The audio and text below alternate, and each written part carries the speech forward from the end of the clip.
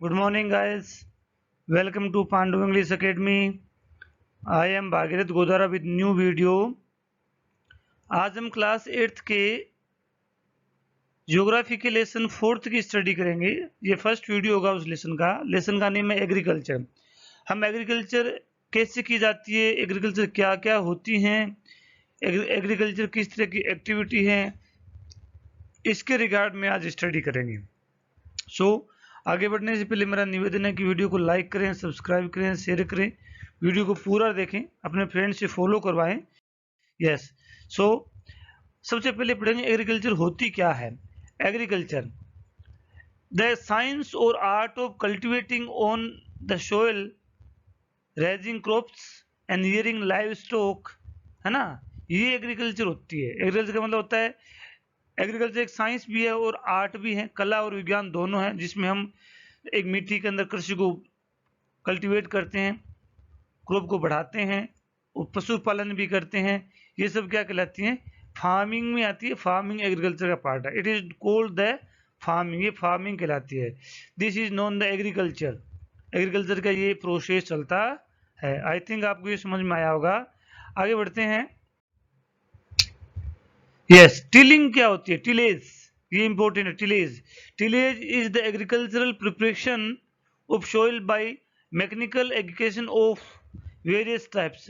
Agriculture का मतलब होता है सोइल में बीजों का बोना, लेकिन उससे पहले जो प्रिपरेशन होती है, कल्टीवेशन से पहले, ये देखिए, जो भूमि को कल्टीवेशन से पहले की जो प्रिपरेशन जो होती है उसे टिलेज बोलते हैं। टिलेज का मतलब है जैसे डिगिंग करना, मिट्टी खोदना, स्टीयरिंग करना, है ना, जैसे ओवर टर्निंग करना, जुताई जो करते हैं ना, हम हिंदी या मारवाड़ी में बोलते हैं पहाड़ करना, है ना, उसको टिलेज बोलते हैं। क्या बोलते हैं, टिलेज का मतलब बीज के बोने से पहले, बारिश के पहले, पानी लगाने से पहले जो लैंड को पलटा जाता है, उसमें खाद वगैरह मिलाई जाती है, उसे टिलेज कहते हैं। ये देखो, इसमें भी कोई बीज नहीं बोए हुए हैं और इसको सीधा टिलेज किया जा रहा है, तो इसी को टिलेज कहते हैं। जैसे कि सोइल जो है, ऊपर वाली सोइल नीचे चली जाती है, नीचे वाली ऊपर आ जाती है, कुछ फर्टिलाइजर्स जो होते हैं उसमें मिल जाते हैं।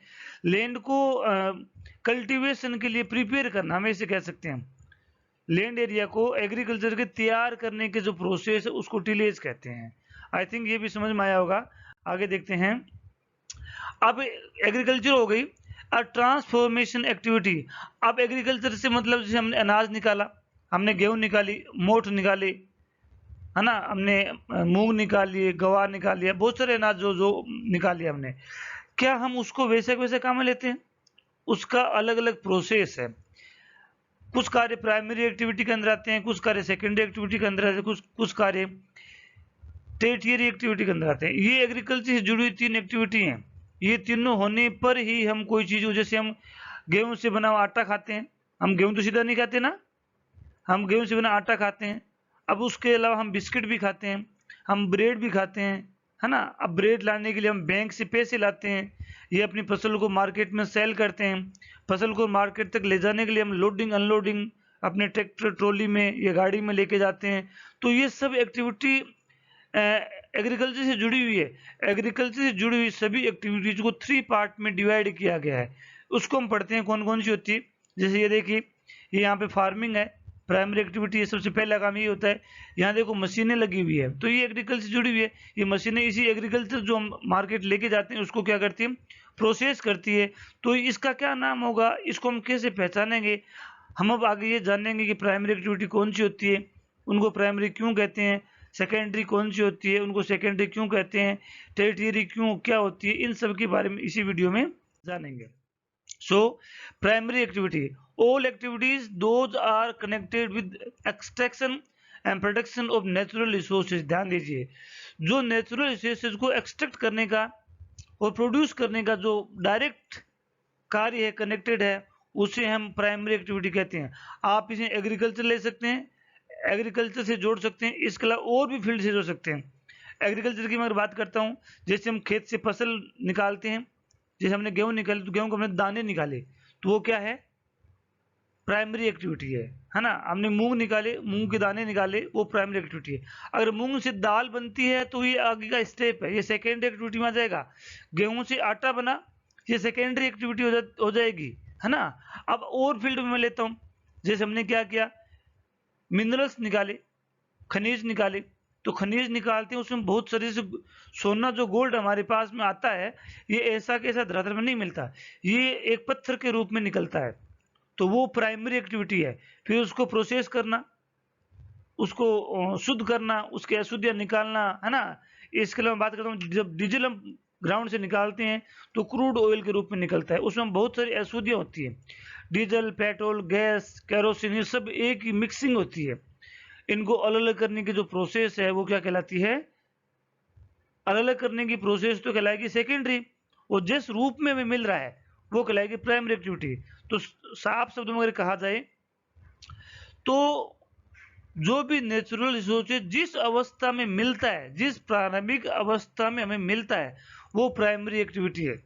जिस प्राइमरी स्टेज पर जैसे हमें मिलता है वो क्या है, प्राइमरी एक्टिविटी है। सो देखो फिशिंग भी इसी में आती है।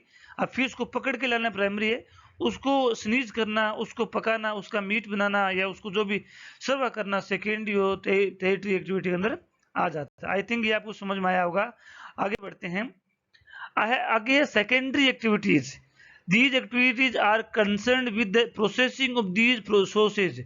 दीज का मतलब जो प्राइमरी रिसोर्सेज जो हमने लिए हैं, जैसे हमने गेहूं निकाली, गेहूं से आटा बनाया, तो जो गेहूं से आटे में कन्वर्ट करना या गेहूं को बिस्किट बनाना या गेहूं को ब्रेड बनाना का जो ये प्रोसेस है वो क्या कहलाता है, सेकेंडरी एक्टिविटी कहलाता है। क्या कहलाता है, सेकेंडरी। जैसे इसमें मैन्युफैक्चरिंग ऑफ स्टील, जैसे लोहा निकला, स्टील हमने निकाला, मिनरल्स निकाले, उनको प्रिपेयर किया, स्टील बनाया, बेकिंग ऑफ ब्रेड बनाई, वीविंग जैसे बूनते हैं ना, चादर बूनते हैं, है ना। जैसे ऊन तो कॉटन तो निकल गई, फसल से फसल के रूप में आ गई, तो क्या हम जैसा कॉटन हमारे खेत में होता है क्या वैसा के वैसा हम उसे कमर बन जाती है, नहीं, उसकी अलग अलग स्टेज होती है, उससे धागे बनते हैं, उसकी स्पिनिंग होती है। ये सब स्टेज जो है वो क्या कहलाती हैं, सेकेंडरी एक्टिविटी कहलाती है।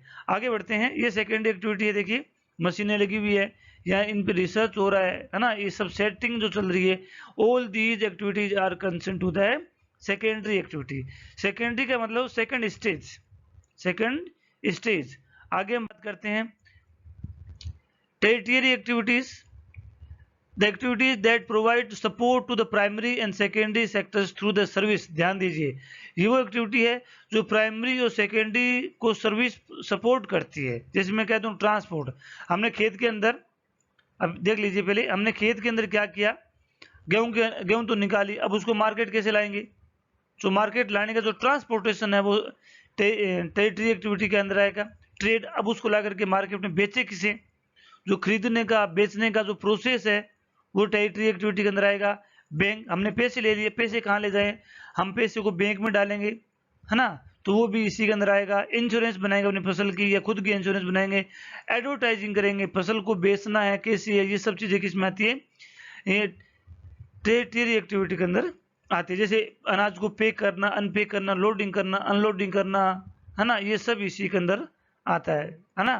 सो टेरिटरी एक्टिविटी सर्विस होती है, सेवा होती है। क्या होती है, सेवा। जैसे अगर जो मोबाइल फोन की जो सर्विस ले रहे हैं, जो इंटरनेट का हम जो यूज करें, ये क्या है, सर्विस।